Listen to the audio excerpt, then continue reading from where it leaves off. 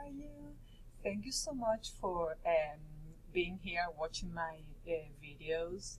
And just to give you an overview of what I'm trying to accomplish with these videos.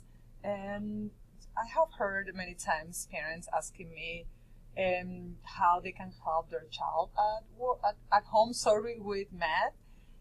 Just because the way we teach and learn math nowadays is pretty different to the way we used to learn math at school, at least for me.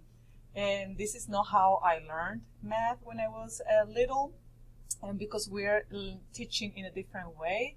And at the end, the product is going to be the same. They're going to be learning how to add, how to subtract, but the way we teach it is a little bit different. So I'm just creating these videos to explain to you how we teach math nowadays so you can help your child at home. And I'm gonna have a video for each quarter of the year. So it's not like a super long video. It's gonna be like maybe 3 or 4 videos. And I'm gonna have this presentation that I'm gonna share with you. And at the end of each section, I'm gonna have a very short survey. If you don't mind to fill it out, just to give me feedback so I know how to help you better. And so let's get started. So this first one is just an introduction of how we teach math and why we teach math the way we do it nowadays. So here's gonna be my video later on. I'm gonna upload my video up here. But so math today. So when we're teaching math, we want students to build their number sense. Also to be flexible in math and to be able to use multiple tools. And I'm going to explain these 3 a little bit. I'm going to explain them a little bit better in a second. But we're trying to move away from memorizing math facts, and we're going to try to help students to really understand how math works, how numbers work, and how to be flexible with those numbers. So we're going to start with number sense. What is number sense? So, and I'm going to move myself up here, okay? So number sense is basically the ability to be flexible with numbers.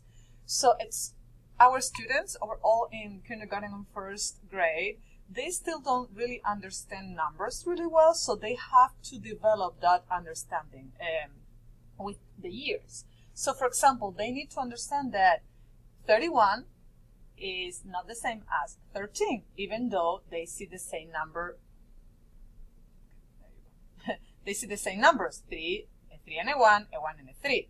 But they need to understand that the value changes just because the digits are changing as well. Also, they are going to understand that numbers can be represented in different ways. You're going to see that later on in my second video. And also, they're going to learn, and this is really important in kindergarten, students learn how to count by tapping objects or by using their fingers or by tapping a 100 chart like this. They need to tap. They need to touch the numbers. So in first grade, we are going to try to move away from that and to try to help them do their counting without touching everything they are counting. So we are going to start learning how to estimate. Like if I have a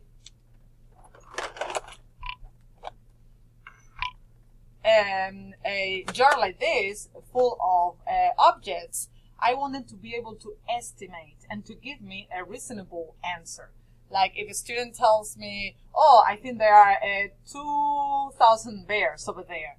That's not reasonable. Oh, maybe I think there are 100 bears. That's reasonable. 10 bears. That's not reasonable. So we're going to try to develop that number sense for them to be able to give me a more reasonable answer. And also something that is actually really important is to understand how numbers are related to each other. So like, for example, 45 is really close to 43. or that 19 is smaller than 21 even though 19 has a 9 in it. So that's things that they need to develop with time, and that's number sense. Then also we want them to be flexible in mathematics. Move me again. So if I give them, and this is an activity that I do a lot with them, the one with the dots. So if I give them in kindergarten, like I was saying before, they need to count every single dot. They're gonna go 1, 2, 3, 4, 5, 6, 7. They're gonna count every single dot. In first grade, we're gonna start practicing how to count without touching every single object.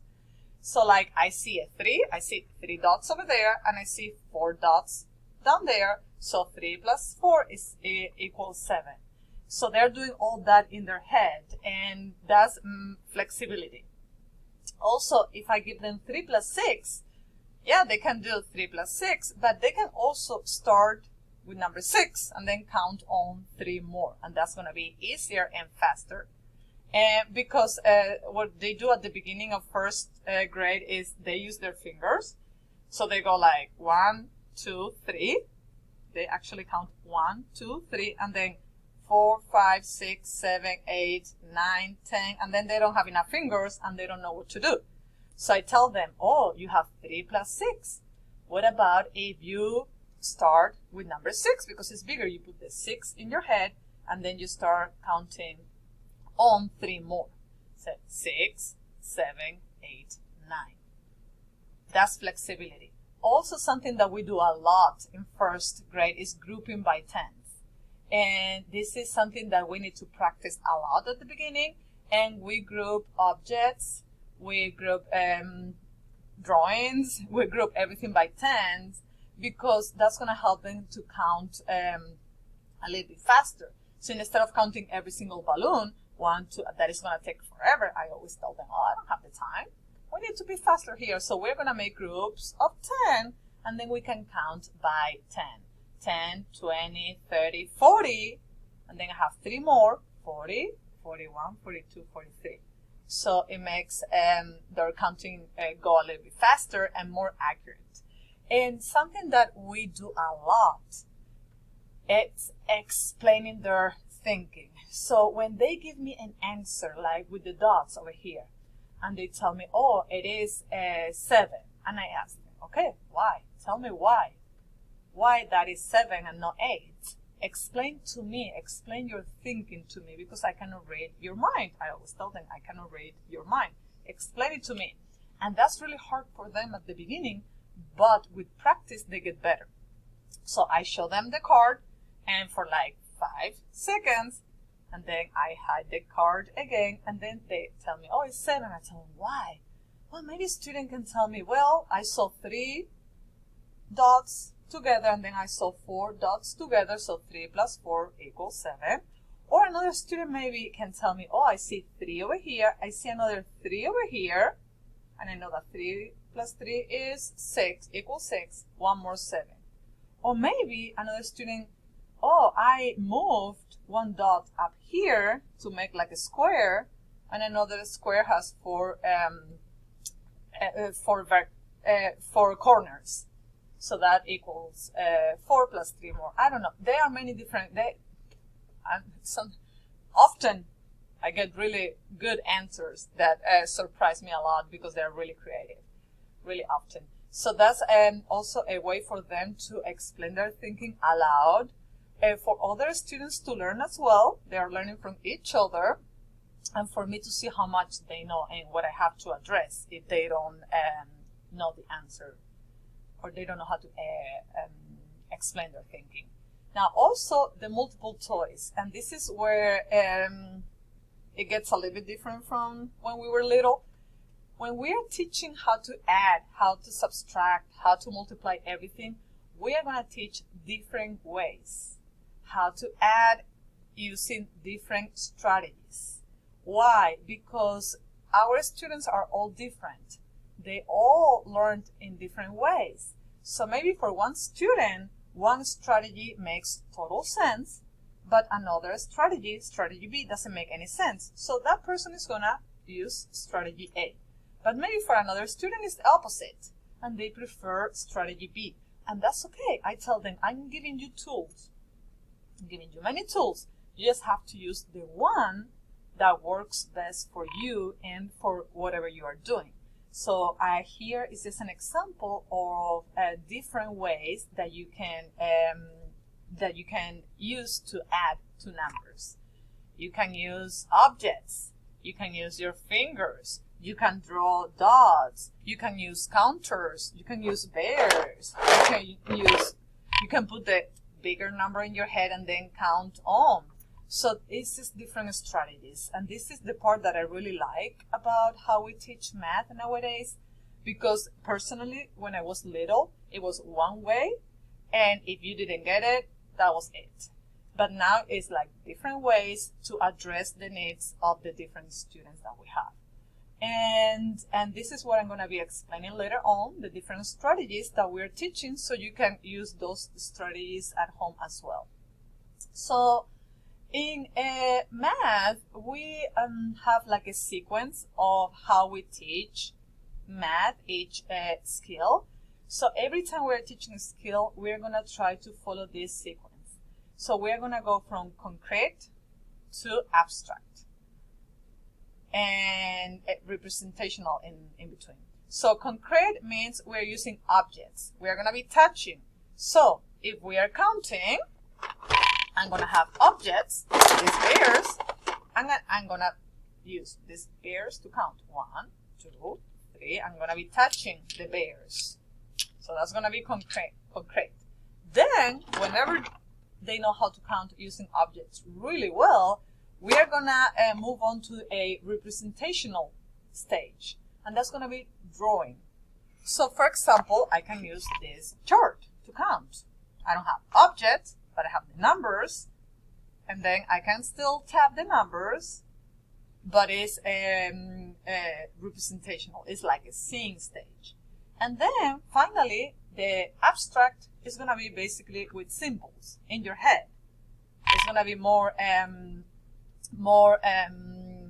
how do you call it? Mental. More mental. And we're going to use, I'm going to count without touching anything, without using anything. 1, 2, 3, 4, 5, 6. That's exactly, and we're going to do that every single time. Sometimes students don't need to start with the concrete stage just because they are a little bit ahead. So then I'm going to move, maybe I'm going to spend one day on concrete and then I'm going to move on to the next stage right away. But that's going to depend on my students. It's going to depend on my class. And maybe one student needs to keep working on the concrete stage for maybe a couple of days. Well, that student is going to continue using objects, while other students maybe are moving on to the next stage. It's going to depend on the students.